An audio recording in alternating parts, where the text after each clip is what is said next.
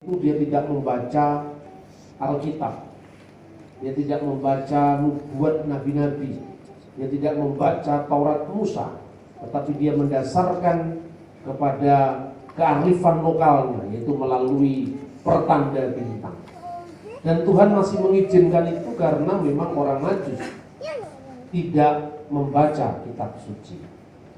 Tetapi Tuhan mencintai segala bangsa, baik itu orang Yahudi maupun bukan orang Yahudi. Amen.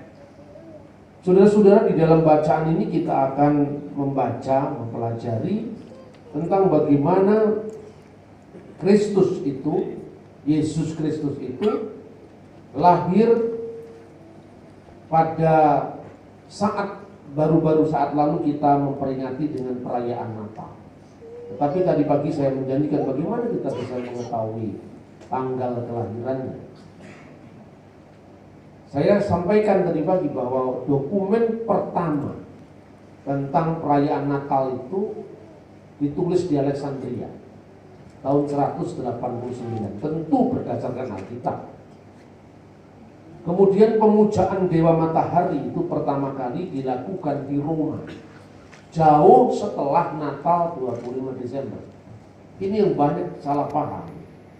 Orang hanya percaya dengan ensiklopedia Americana, ensiklopedia Britannica. Adalah mungkin yang nulis entry tentang Kristus itu tidak ngerti kalender-kalender kuno. Orang hanya menelan mentah begitu saja, langsung percaya. Pada tahun 354 itu ada yang namanya kronogram 354. Jadi itu program itu kalender tahun 354. Di situ ada teks yang berbunyi tanggal 25 Desember itu natus Yesus at Bethlehem Judea. Jadi 25 Desember itu adalah kelahiran Yesus di Bethlehem di tanah Yudea. Tidak ada tulisan Dewa Matahari di situ. Lalu ensiklopedia Americana Britannica dapat nama Sol Invictus itu dari mana? Kalau zaman dahulu orang kan langsung percaya dengan ensiklopedia itu kan. Tapi di zaman sekarang kan cek and recheck, lewat Google aja bisa. Bahkan kalender dari tahun 325 itu bisa diekspos sekarang ini di media sosial. Tentu media sosial yang memiliki sumber yang akurat. Nah, di sana juga ada tulisan, kira-kira tulisannya itu begini bunyinya. 30 permainan untuk dia yang tak terkalahkan. Apa artinya dia yang tak terkalahkan itu? Dalam bahasa Latin adalah invicti, jadi natalis invicti. Dia yang tak terkalahkan itu bukan sol invicti, tetapi dia yang tak terkalahkan artinya gelar Yesus yang bangkit dari antara orang mati. Itu tidak ada kaitannya dengan nama Dewa Matahari sama sekali. Makanya mitologi yang dikembangkan berabad-abad, ya mungkin belum sampai 300 tahun ini, baru dipersoalkan kalender Natal itu kan tahun 1795 itu kalau tidak salah. Seorang teolog dari Jerman yang sangat anti Katolik, namanya adalah Ernest Jablonski. Sebelum itu tidak ada orang yang menolak Natal 25 Desember. Itu baru abad ke-18. Nah, kemudian ketika kekristenan itu mesti dihantam di banyak segi. Lalu orang-orang yang di luar Kristen itu menggunakan data-data dari Kristen yang liberal tadi, yang dari Eropa tadi, untuk dihantamkan dengan iman Kristen. Ini loh Kristen sendiri mengakui. Ini loh teolog sendiri Kristen mengakui bahwa Yesus itu tidak lahir di bulan Desember. Terus dikaitkan dengan kitab Al-Quran. Yesus lahir di musim panas, di bawah pohon kurma. Makanya pohon kurma itu digoyang kemudian mengeluarkan buah. Nah, musim berbuah itu kan bukan musim dingin. Nah, ini akhirnya kacau. Belum lagi substansi Natal itu. Lahirnya aja nggak jelas, apalagi isinya gitu kan. Apalagi yang diperingati. Makanya jangan heran kalau ada fatwa merayakan Natal itu haram. Selama ini orang Kristen hanya membaca dari informasi yang tidak akurat. Makanya terus membenarkan. Paling-paling jawabannya nggak penting tanggalnya, yang penting Yesus lahir di hati kita. Itu jawaban orang saleh yang malas berpikir. Salehnya saleh tapi malas berpikir. Akibatnya apa? Kontroversi Natal setiap tahun itu tidak pernah berhenti. Selalu dikatakan Yesus itu bukan Tuhan, yang dilahirkan itu bukan anak Allah. Yang dilahirkan itu adalah anaknya Maryam, itu seorang nabi biasa. Kami sangat menghormati Nabi Isa, tapi Nabi Isa bukan anak Allah. Jadi apa salahnya kalau kita mengucapkan selamat Natal? Kalau selamat Natal itu berarti kita mengakui bahwa yang lahir itu anak Allah. Dan ini dosa. Kan gitu kan? Itu bertahun-tahun kita ini selalu heboh. Bulan salah paham gitu yang masuk Desember. Di bulan Desember. Terus saya bilang begini. Mengucapkan selamat itu apa ya? Berarti mengakui agamanya orang. Satu contoh misalnya, Hari Raya Waisak itu hari apa? Hari Raya kelahiran Siddhartha Gautama. Kalau orang Kristen Islam toleran kepada orang Buddha, kemudian kita mengucapkan, Mas, selamat Hari Waisak ya. Terima kasih Pak. Nanti ganti waktu Natal yang mengatakan Merry Christmas Bung. Ya terima kasih. Apa kemudian ketika kita ngomong selamat Hari Waisak itu hari kelahirannya Siddhartha Gautama, kemudian juru selamat kita ganti Siddhartha Gautama? Kan ya tidak. Begitu juga orang Buddha ketika mengucapkan Merry Christmas kan bukan berarti Buddhanya ganti Yesus Kristus. Hanya orang primitif yang bikin akal-akalan seperti ini. Iya kan? Ini Indonesia Bu, negara kita ini jauh sebelum Eropa menyadari multikulturalisme itu, bangsa kita sudah punya Bhinneka Tunggal Ika. Dari abad ke-14 loh, bayangkan. Itu Barat sama dunia Arab masih perang salib. Kita sudah punya sesanti Roenika Datu Winuwus Waro Buddha Wiswa Biniki Ring Apan Kenapar Wanusan Mangkat Jinak Lawan Siwa Tatwa Tunggal Bhinneka Tunggal Ika Tanhana Dharma Mangkwa. Bahasa apa itu? Bukan. Sanskrit. Itu bahasa Jawa kuno. Bahasa Sanskerta itu enggak gitu. Bahasa Sanskerta itu Ekam Sarfripah Bauda Wadanti Tatwam Asi, itu bahasa Sanskerta. Itu bahasa Jawa kuno. Nah, bahasa Jawa kuno itu dipakai sebelum abad 15 Masehi. Berapa abad sekarang? 500 tahun yang lalu. Nah 500 tahun aja kita sudah sakit ingatan bahwa ada ngeritik Alkitab. 2000 tahun lebih pangkatmu itu apa kan itu kan? Natal itu terjadi 2000 tahun yang lalu. Lu Anda itu bahasa Jawa kuno aja sudah lupa. Itu disangkanya bahasa Sanskerta atau bahasa apa. Lu kan bahasa Jawa itu kan lafalnya O Pak, misalnya Monggo, Sugeng Rawuh itu kan. Itu bahasa Jawa Mataraman, bukan Jawa kuno. Bahasa Jawa Mataram itu dimulai zaman apa? Zamannya kerajaan Mataram Islam. Zaman Majapahit belum ada lafal O itu belum ada. Makanya kalau Anda mau tahu Majapahit, sekarang pergilah ke Bali. Justru di Bali selokannya Emputan Tular, Empu Prapanca itu dipakai sampai hari ini. Karena orang Bali tetap Hindu, yang Jawa sudah mualaf dari Islam. Ini sejarah bangsa kita sendiri kita lupa.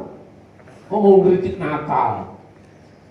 Ya makanya saya sering sampaikan begini, ada perbandingan, bukan hanya Alkitab. Kalau orang Kristen hanya ngomong Alkitab, Islam juga cuma ngomong Al-Quran. Hindu juga cuma ngomong beda kan gitu kan. Terus Anda merasa ini agama saya yang paling benar, yang lain salah. Loh kamu yang lain tidak pernah ngerti kok tahu salah dari mana. Iya kan? Ini agama yang paling akhir-akhir tuh yang percaya, yang nggak percaya nunggu yang berikutnya. Iya toh? Setelah Nabi Muhammad apa ada Nabi? Ada. Muhammad Bahatullah itu yang pusatnya ada di Haifa Israel itu namanya agama Baha'i. Setelah Yesus Kristus ada, bagi kita orang Kristen tidak ada. Tapi Mormon ada di Joseph Smith itu. Nabinya pakai celana jin itu. lebih apa itu lebih milenial gitu, nabinya ini. Nah jadi artinya apa? Artinya bahwa kita tidak bisa mengukur orang lain dari ukuran kita. Tatkala kita misalnya mengucapkan selamat Idul Fitri kepada orang Islam, apa berarti keselamatan kita ditebus oleh Yesus diganti dengan ditimbang? Enggak kok. Kalau ajaran Islam kan selamat itu bukan karena juru selamat. Islam tidak mengenal juru selamat. Islam cuma mengenal bahwa kamu diselamatkan oleh perbuatan baik. Perbuatan baik itu nanti ditimbang dulu. Makanya namanya pada hari kiamat itu yaumul mizan, hari timbangan. Ditimbang perbuatan kita. Wa tilkal jannati lati urissumuha bima kuntum ta'malun. Itulah surga yang diberikan kepadamu berdasarkan amal soleh yang kamu kerjakan. Jadi kalau Anda nanti perbuatan baikmu lebih banyak daripada perbuatan jahat, masuk surga. Tapi kalau perbuatan jahat kita lebih banyak dari perbuatan baik, ya masuk neraka. Nggak ada juru selamat. Memang itu ajaran Islam kok. Jadi kita nggak bisa memaksakan itu kan. Bukan berarti juru selamat kita berubah dari timbangan amal karena kita mengucapkan selamat Idul Fitri. Nah, ada seorang ustadz yang ngomong begini, memang itu sekedar perkataan. Ini kan kaitannya karena ketika Mbah Ma'ruf Amin mengucapkan selamat Natal, jadi orang wahmi sendiri mereka. Jadi itu ulama nggak bisa dicontoh kenapa dia mengucapkan selamat Natal. Quraish Shihab pun juga diserang karena Pak Surya Shihab mengatakan begini, apa salahnya kita mengucapkan selamat Natal? Kok kita tidak berubah agama jadi mereka? Karena Quran sendiri ini menurut Kak Quraish Shihab, saya dalam mengutip ya, itu mengatakan di dalam surat Maryam, wassalamu alayya yauma wulitu wa yauma amutu wa yauma ub'atsu hayya. Nabi Isa berkata, sejahteralah saya ketika saya dilahirkan. Itu kan selamat Natal.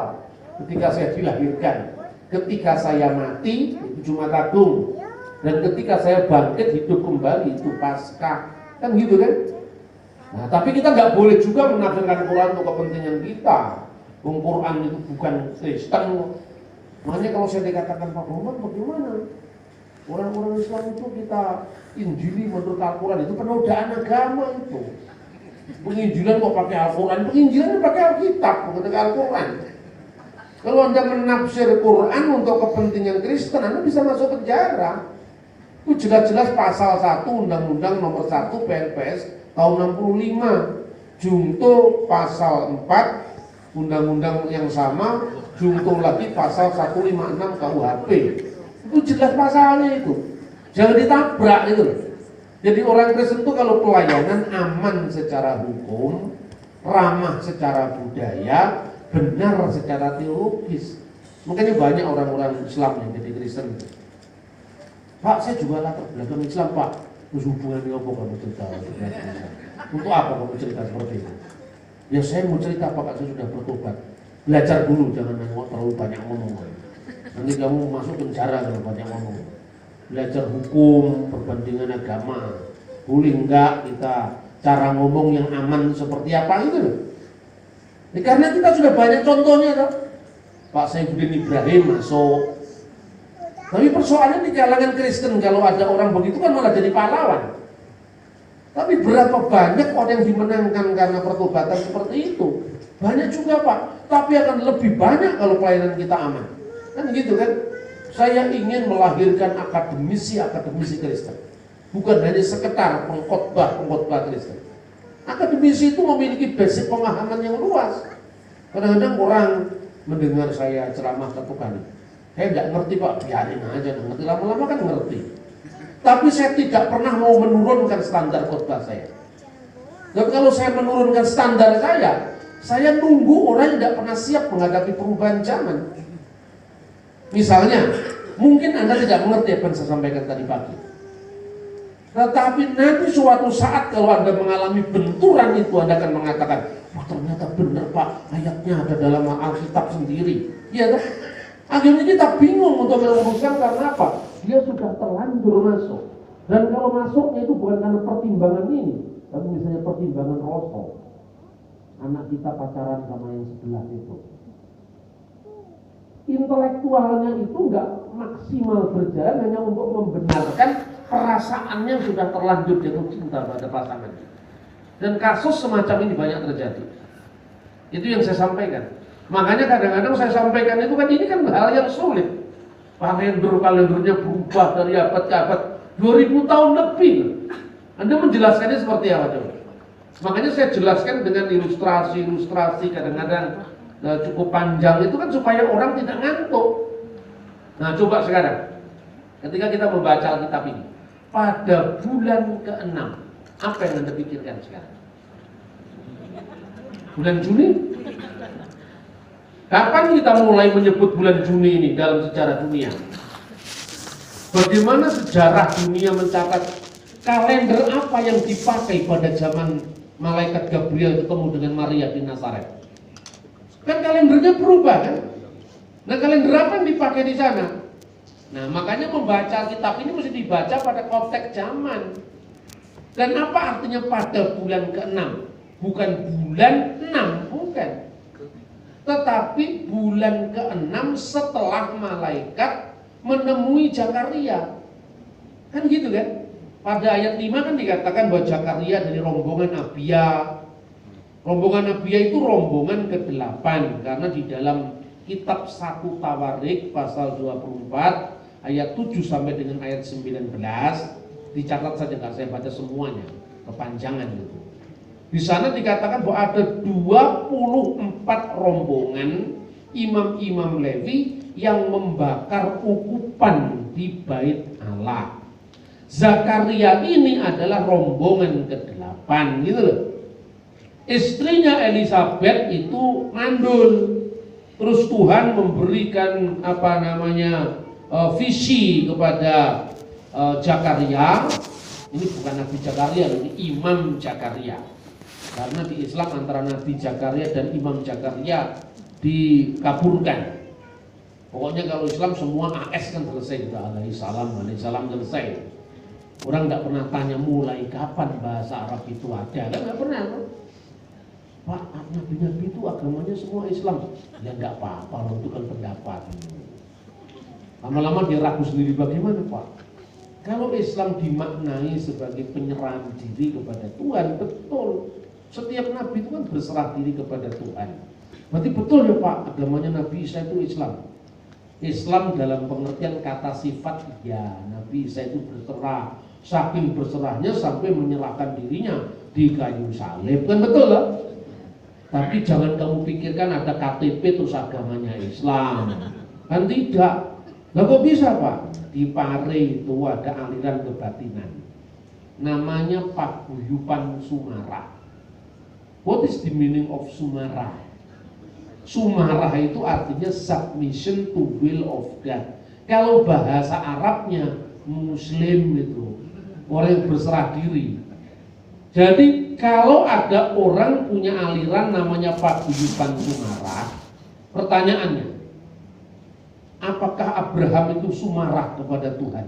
Berserah kepada Tuhan? Berserah Pak, sumarah Pak. Nabi Ibrahim menika sumarah dumateng kersanipun Gusti Allah. Artinya berserah diri kepada maksud Tuhan sampai Ishak putranya dikorbankan karena firman Tuhan, ambillah anakmu yang kau kasih, yaitu Ishak, yang anakmu yang tunggal yang kau kasih, yaitu Ishak. Hahna et binha et yihidha asar ahabta et yitsak wilehlika el arid hamurya. Bahasa apa ini? Ibrani ya, betul. 1000, bukan hanya 100, 1000. Ambillah anak yang tunggal yang kau kasih, yaitu Ishak, dan bawalah dia ke tanah Moria. Berserah, benar. Berserah bahasa Jawanya apa? Sumarah. Yesus sumarah apa tidak? Maka dia menyerahkan nyawanya, sumarah. Apa ya Abraham agamanya Paguyuban Sumarah? Kan ya enggak loh. Ya loh. Orang nggak bisa membedakan antara sejarah historis dan normatif. Bicara tentang penyerahan diri itu nggak ngomong tentang nama agama. Itu sikap total kita kepada Tuhan. Makanya kabur kadang-kadang. Orang mengatakan begitu yakinnya ngomong di YouTube, bahwa nabi-nabi semuanya agama Islam. Terus saya jauh sekarang mulai. Tapi kalau Kristen jangan berhenti. Kita harus terus-menerus mengedukasi kepada anak-anak kita. Kita harus terus-menerus memberikan pencerahan pendidikan pada anak-anak kita. Tapi jangan menyerang, tidak usah kita menyerang. Kalau menyerang Anda pasti kalah. Karena apa? Kita tidak punya bargaining position politik. Kita tidak punya massa yang loyal seperti mereka tidak punya. Makanya hati-hati kalau bicara. Saya tidak pernah nyerang. Saya hanya menjawab ketika iman saya disalahpahami. Makanya sebelum bulan Desember, mulai bulan November, saya sudah keluarkan tulisan-tulisan di media sosial. Sampai ini belum berhenti sampai hari ini. Orang nggak ngerti apa yang saya sampaikan. Orang diajak ngomong kalender begini kan nggak pernah ngerti. Saya bikin percakapan imajiner. Jadi ada lucu-lucunya begitu supaya orang mau baca. Tapi intinya orang harus dipaksa untuk membaca. Sebab kalau tidak dipaksa untuk membaca, itu nanti tahun depan muncul lagi. Itu kan kelahiran Dewa Matahari. Kan itu kan megeliati kan orang gitu kan. Harus dijawab gitu. Tahun-tahunnya kita deskripsikan. Tahun 125 atau 26 lah, 126. Paus Telesphorus di Roma sudah merayakan misa malam Natal tanggal 24 Desember. Itu catatannya ada. Dokumen-dokumen itu. Tahun 160, Mars Theophilus di Kaisarea Israel sudah merayakan Natal di tanggal 25 Desember. Berarti malam Natal sudah dirayakan dengan perayaan Natal. Orang bingung, yang bikin tahun ini siapa, Pak? Sampai disebut tahun Masehi, ya kan? Bahasa Latinnya Anno Domini. Bahasa Inggris sebelum Kristus, before Christ. Makanya Indonesia menyebut tahun Masehi, kalender kita ini 2018 karena tahunnya Kristen. Masehi bahasa Arab itu kan Kristen, bukan Nasrani. Nasrani itu kan kata Quran. Anda tanya kepada orang-orang Kristen Arab itu, mau nggak disebut Nasrani? Nggak mau dia. Hal Anda Nasrani? Ya Ustaz, lah, Anda Masihi. Saya Kristen, bukan Nasrani. Nama Nasrani itu versi Quran untuk Kristen. Dan sebetulnya Nasrani itu nama sekte bidat pada zaman Islam. Itu bukan kekristenan pada umumnya. Nah kita ini mengenal Islam pun, mengenal bahasa Arab pun kan versinya Islam kan. Kita tidak punya kemandirian teologis sendiri untuk belajar. Makanya saya bilang, kalau kamu mau ngerti Arab jangan hanya baca Quran. Nggak cukup kamu sekedar bertobat jadi Kristen itu nggak cukup. Untuk keselamatanmu di surga cukup. Tapi untuk mengkomunikasikan imanmu kepada orang lain nggak cukup. Karena dunia ini makin canggih kan. Dulu orang tidak pernah cek and recheck di YouTube. Sekarang saya ngomong begini, sangat boleh jadi anak-anak muda mendengarkan saya khotbah sambil lihatin apa itu HP-nya dia. Bener nggak omongannya Pak Bambang? Lihat saja misalnya kronograf 354. Oh bener, ternyata kan gitu kan. Ngomong begini kan nggak sembrono. Semua bisa cek and recheck dari dunia medsos sekarang, gitu loh. Jadi kalau saya ngomong begini saya hafal bener kan. Kalau nggak percaya cek sendiri, saya ngawur apa enggak. Kenapa kok saya bisa hafal? Nggak pernah menghafal saya. Karena memang dunia saya seperti itu. Saya meneliti, menulis buku, melakukan riset yang terus menerus. Karena apa? Saya melihat ini kekosongan Kristen. Kita ini orang Kristen juga euforia, ya. Kita suka ini yang rame-rame, tapi isinya hanya sangat minim gitu. Benturan sedikit kacau balau. Saya ingin membangun jembatan agar orang itu nanti hasilnya mau masuk gereja mana itu bukan urusan saya. Tapi paling tidak kita bangga menjadi pengikut Kristus. Bukan sekedar kebanggaan yang sekedarnya, tapi bangga karena kita by data bisa menjelaskan iman kita dari abad ke abad. Gitu. Kan ini luar biasa kalau misalnya bisa ditransfer ilmunya kepada setiap orang. Karena manusia toh akan mati juga kan. Beberapa saat lalu saya ketemu dengan teman-teman di GRI Diaspora. Tanya kepada saya, Pak Bambang, tanpa terasa sudah lebih dari 20 tahun. Gak terasa karena kita memang tidak pernah mikir. nggak pernah punya program, ya kan? Artinya apa? Nanti lewat lagi 20 tahun lagi mati kita sudah.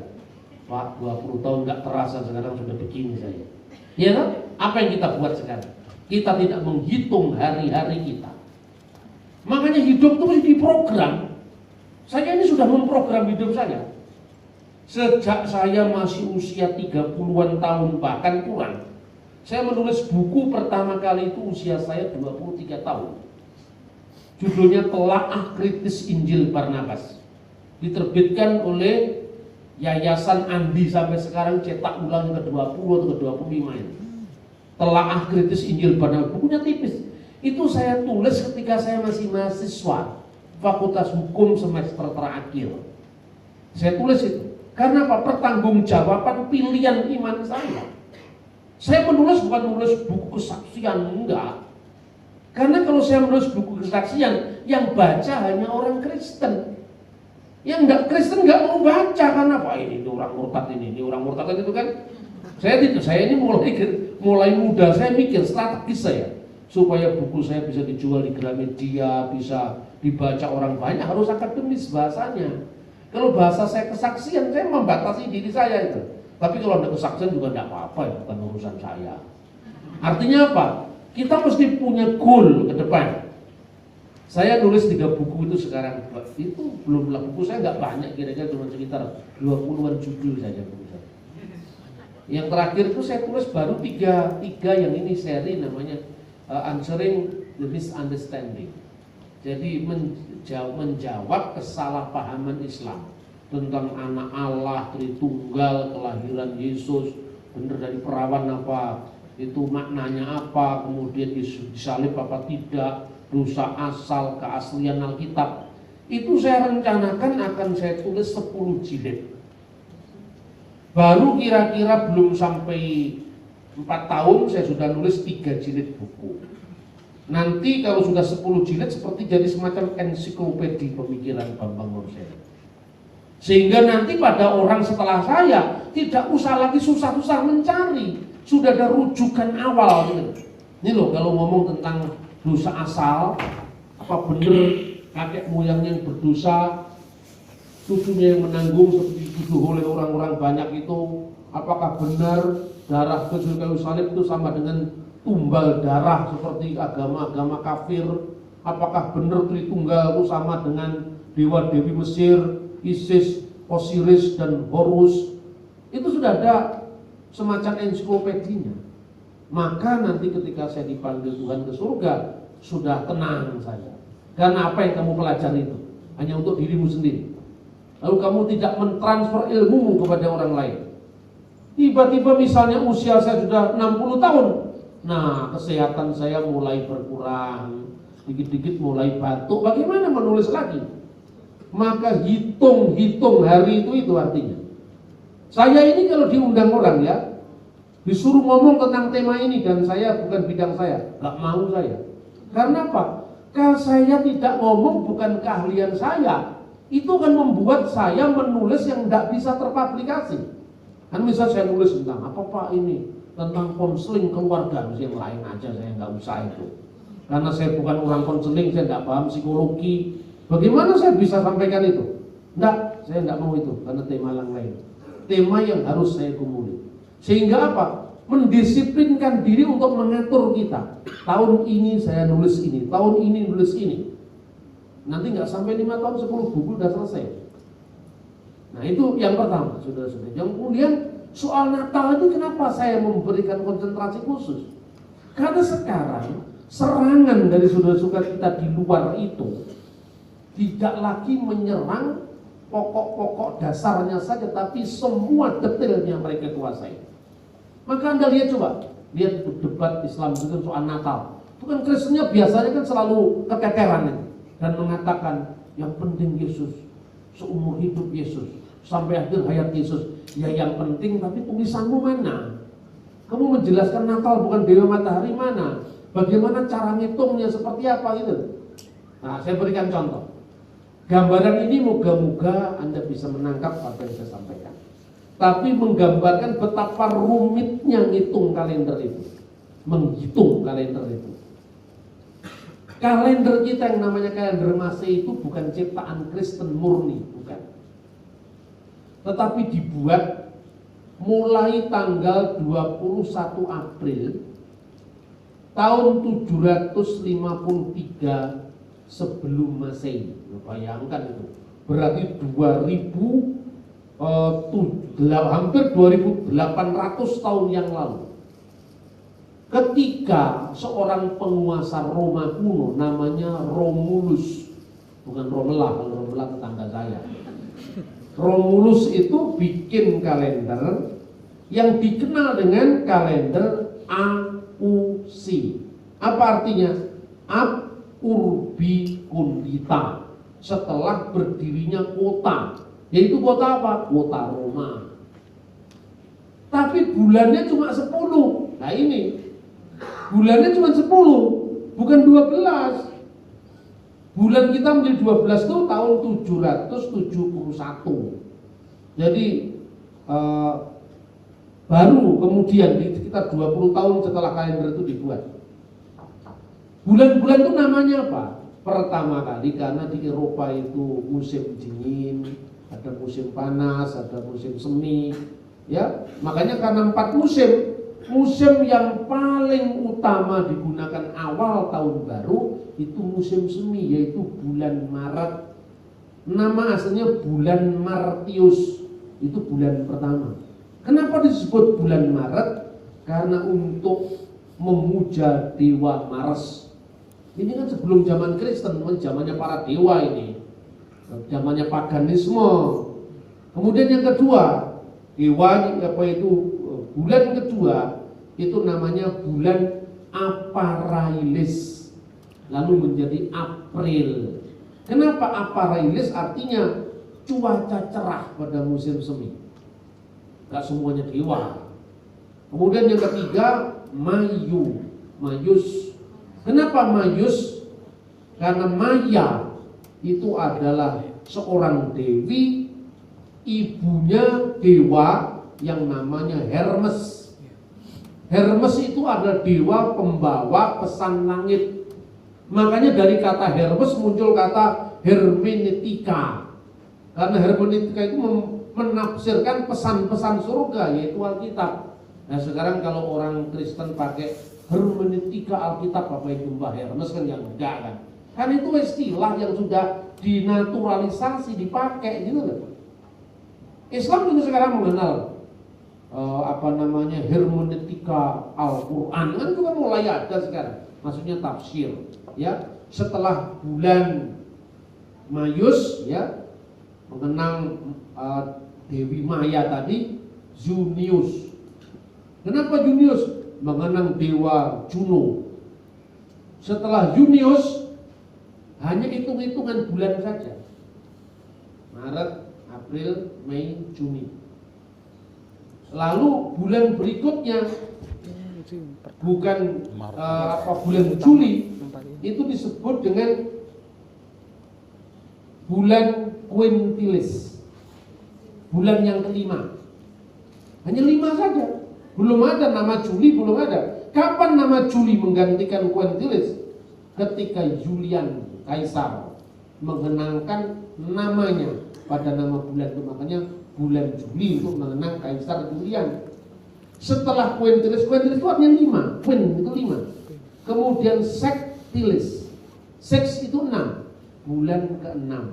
Setelah bulan ke-6, bulan ini namanya nanti diganti dengan Agustus. Karena apa? Untuk mengenang Kaisar Agustus. Nggak sulit kan dipahami yang saya sampaikan? Ini saya ceritakan begini supaya Anda tahu. Nanti kalau sebelah ngomong jangan tahun baruan itu mengenang Dewa Janus itu kan? Makanya haram sekarang meniup trompet, itu Yahudi. Bulan Januari itu mengenang Dewa Janus, itu dewa Romawi kan itu kan? Supaya Anda bisa menjawab lebih baik sekarang, mikir sedikit supaya Anda tahu, ketimbang tetap dalam kebingungan gitu loh. Saya tidak bisa nuruti selera Anda harus ikut saya. Supaya apa? Kita tidak kaget ketika menghadapi fenomena Kristen, diguncang sana, guncang sini gitu. Seorang pencipta sejarah itu tidak pernah ikut orang lain, tapi orang lain suruh ikut dia. Karena dia belajar duluan. Kita harus punya power seperti itu.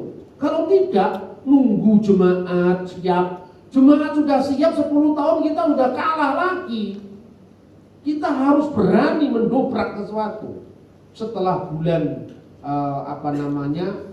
sektilis tadi, September, Oktober, September itu hanya 7, Oktober itu 8, Oktober, November itu 9, November, Desember itu 10, Desember.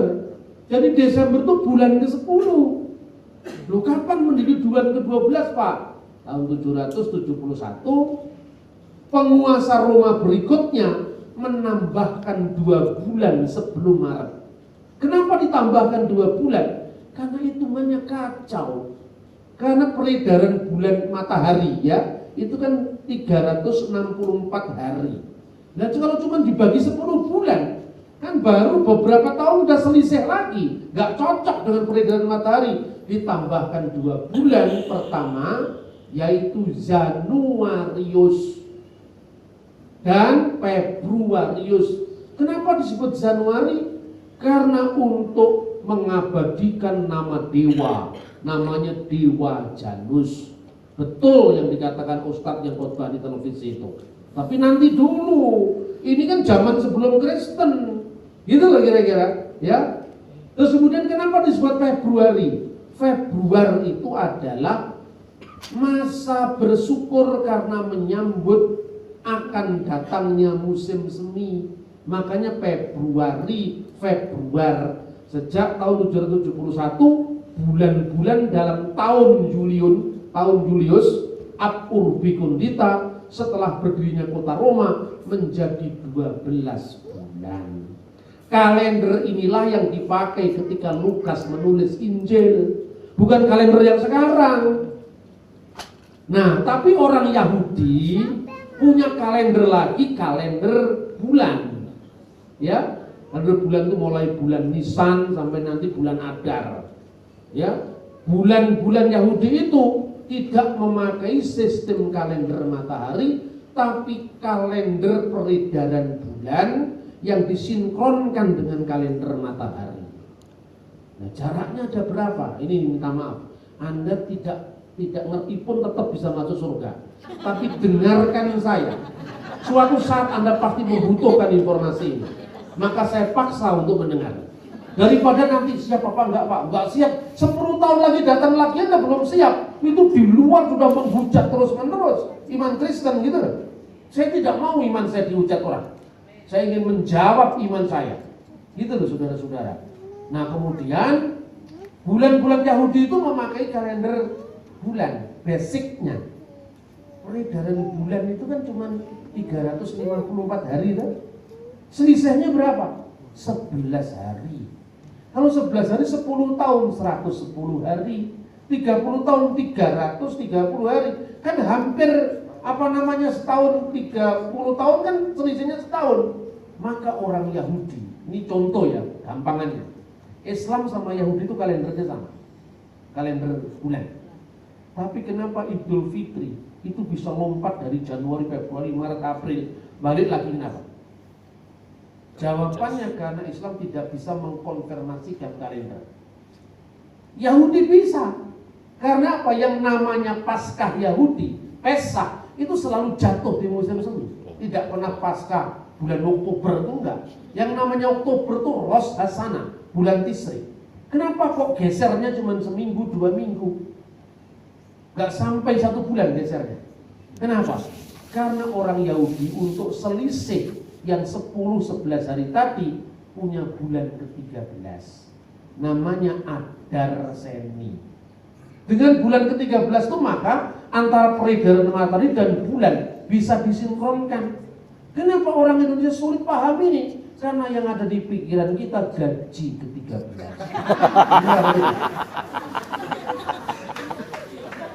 Makanya orang Israel itu memang pinter. Orang Israel itu pinter. Bikin kalender dari zaman dulu tepat kok. Yang Romawi aja kalah loh bikin kalender sama Israel. Buktinya Pak, revisi berapa kali kalender Romawi? Kalender Masehi yang kita pakai ini kan Romawi. Nah kemudian pada tahun 595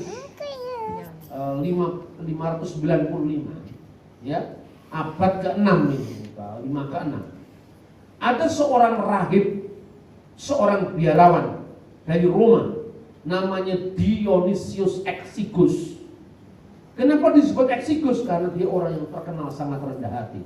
Dia seorang matematikawan, dia seorang astronom, dia seorang romo, seorang pastor, dan dia tidak menikah. Dia seorang rahib. Ditugasi oleh Paus Julius, kamu bikin kalender yang mengenang kelahiran Tuhan kita Yesus Kristus. Makanya kalau dulu pedomannya ab urbe condita, setelah berdirinya kota Roma, kalender yang baru tadi dinamakan Anno Domini, tahun Tuhan kita. Itu mulai kapan? 595. Lalu dibuat, Yesus harus dihitung kapan lahirnya. Maka hitungan yang pertama itu kan tradisinya sudah ada. 126 Paus Teleporus Natalan, 25 Desember di Roma, 160 di Israel Kaisarea Natalan. Lalu tahun 189 ditetapkan dari dokumen gereja yang tadi pagi saya baca, bunyinya ya ikhwatana tahfutu fi ayamil a'yad itmilat rabbina wa kamaluhu kamsati wa isrin min syahri tasi'ilil ibraniyin. Bahasa apa itu? Arab. Itu mulut sudah. Lama-lama kan ngerti. Tadi pagi masih bingung, sekarang kan ngerti. Makanya itu pelan-pelan tapi paling tidak pasti gitu loh. Rayakanlah dalam hari-hari perayaan kita kelahiran Tuhan kita Yesus Kristus setiap tanggal 25 bulan Ibrani ke-9. Bulan Ibrani ke-9 25 bulan Kislev itu sama dengan 25 Desember pada zamannya. 25 Desember itu yang kemudian tahun Ibrani 25 Kislev, tahun Romanya 25 Desember. Ketemu dari mana datanya? Paus Julius belum terlalu percaya dari dokumen ini. Itu patriark-patriark sebelumnya, pendeta-pendeta sebelumnya sudah merayakan itu di Roma, di Alexandria, di Kaisarea Israel, sudah semuanya di Antioquia. Tapi gimana cara ngitungnya? Gak sembarangan. Enak aja dewa matahari diambil. Memang pastor-pastor itu bodoh semua, Pak. Bikin kalender aja bisa kok. Terus begitu enaknya pakai dewa matahari itu kan hanya orang kita yang nggak pernah mikir aja yang sekedar itu ngitung itu nggak bisa, ya toh. Akhirnya dihitung, ngitungnya dari mana? Dari ayat ini salah satunya. Loh kok bisa? Zakaria membakar ukupan itu semua orang hadir di sana. Itulah perayaan Yom Kippur. Kalau tidak perayaan Yom Kippur itu semuanya hadir karena itu perayaan setahun sekali, penebusan dosa. Makanya ketika Zakaria di jalan tidak keluar-keluar, semua orang Israel menantikan dia. Catatan dari tahun 160 Megillot Ta'anit, catatan dari Flavius Josephus tahun 90 Masehi, catatan dari Sinaksarion Yakobus tahun 160 Masehi mengindikasikan bahwa Zakaria membakar ukupan itu pada bulan Tisri, minggu kedua, yaitu perayaan perdamaian atau hari penebusan dosa, seperti yang dikatakan dalam Alkitab, ya. Pada bulan ke-7, tetapi pada bulan ke-7 pada tanggal 10 Asor Lahados Hasefiit Haseh Yom HaKippurim. Setiap tanggal 10 bulan yang ke-7 itulah perayaan Yom Kippur bagimu. Nah, kalau Yom Kippur itu perayaannya pada bulan Tisri, itu kira-kira paralel dengan bulan Roma September. Pada bulan September itulah Zakaria mendapatkan penampakan dari malaikat Gabriel. bahwa Elizabeth yang mandul akan mengandung seorang anak laki-laki, dan itu Yohanes. Setelah malaikat bertemu dengan Zakaria memberitakan kelahiran Yohanes Pembaptis, 6 bulan setelah itu pergi ke Nazaret, ketemu Bunda Maria. Ayatnya ini pada bulan ke-6, maksudnya bulan ke-6 itu bulan-bulan Juni. Itu kan bulan kita sekarang, ya kan? Bulan Juni itu bukan bulan ke-6, itu kan bulan kita sekarang. Zaman dulu kan enggak. Kemudian dicatatlah 6 bulan setelah Elizabeth mengandung, 6 bulan setelah pemberitaan malaikat kepada Zakaria, dari bulan Tisri, berarti 6 bulan setelah September. Mari kita hitung. September toh? Oktober, November, Desember, Januari, Februari, Maret. Maret inilah Maria mulai mengandung. Makanya di perayaan-perayaan gereja kuno ini bukan gereja Katolik, di gereja Ortodoks juga sama. Idul Bisara, yaitu hari perayaan malaikat memberikan kabar gembira pada Bunda Maria, itu tanggal 15 bulan Ibrani Nisan, yang kira-kira sama dengan bulan Romawi 25 Maret. Usia kandungan berapa bulan normalnya? 9 bulan. Kita hitung lagi. Maret, April, Mei, Juni, Juli, Agustus, September, Oktober, November, Desember. Itu sudah benar. Mana lagi yang salah? Orang mengatakan Desember kok ada gembala yang menggembalakan dombanya. Pada musim dinginnya mana ini? Bukan Eropa, ini Bethlehem. Bethlehem suhunya antara 7 sampai 13 derajat Celcius. Masih ada bintang, tidak selalu ada hujan. Lo ada baca temperaturnya Bethlehem setiap bulan. Jangan ikut-ikut londo dingdong yang nggak ngerti itu. Benar atau tidak? Apa artinya londo dingdong itu nggak ngerti itu. Omongannya orang-orang tua zaman dulu. Ojo gampang percaya londo yo.